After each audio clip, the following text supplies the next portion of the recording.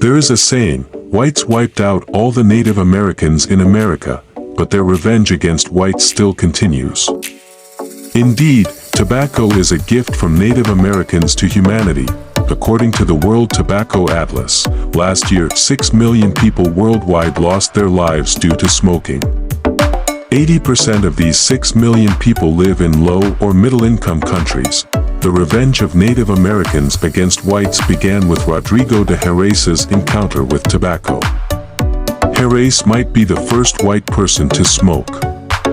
This man, a companion of Columbus's, was believed to be possessed by the devil and sentenced to prison for smoking. In 1535, Jacques Cartier, a trader who reached the new continent, described Native American smoking as follows: they fill their bodies with smoke until their mouths and noses are like chimneys. We imitated them, but the smoke was as sharp as pepper and burned our mouths. Jean Nicot popularized tobacco use in France and is the namesake of the word nicotine. A similar role was played by adventurous poet Sir Walter Raleigh in England. In those times, smoking was considered a noble activity. Even tobacco smokers wore smoking jackets to prevent the smell of tobacco from lingering. Men would wear these elegant clothes to smoking rooms where important discussions took place. The garment I mentioned later transformed into attire worn at all elite events. But its name remained the same: smoking. John Carew Rolfe turned tobacco production into an industry in America. This man married a Native American chief's daughter in Virginia to cultivate tobacco without disturbance. Her name was Pocahontas. So, the Disney character, Pocahontas, presented to us is not as innocent as believed. In the 10 years following the first commercial tobacco cultivation in Virginia in 1612, tobacco became the most important export product of the colony. Slave labor was employed for tobacco cultivation. The first cigarette-making machine was developed in 1881 by John Bonsack, allowing the production of 120,000 cigarettes per day.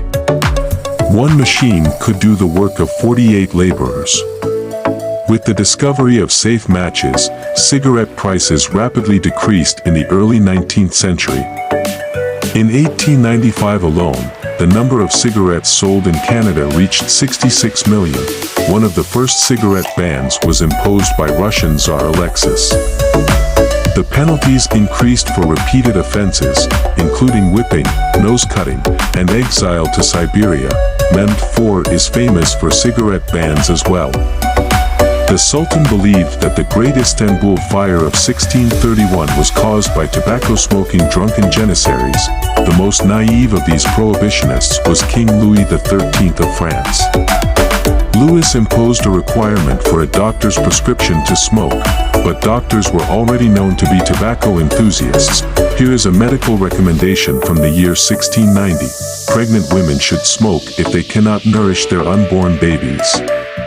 If the stomach is not working properly, tobacco stimulates the stomach and nourishes the baby. The years of World War II were the most popular for tobacco. Cigarette manufacturers made enormous profits during this period. The slogan, "We need tobacco as much as bullets," was a well-known slogan of the Second World War. By 1943, 60 to 80% of the world's adult population was smoking.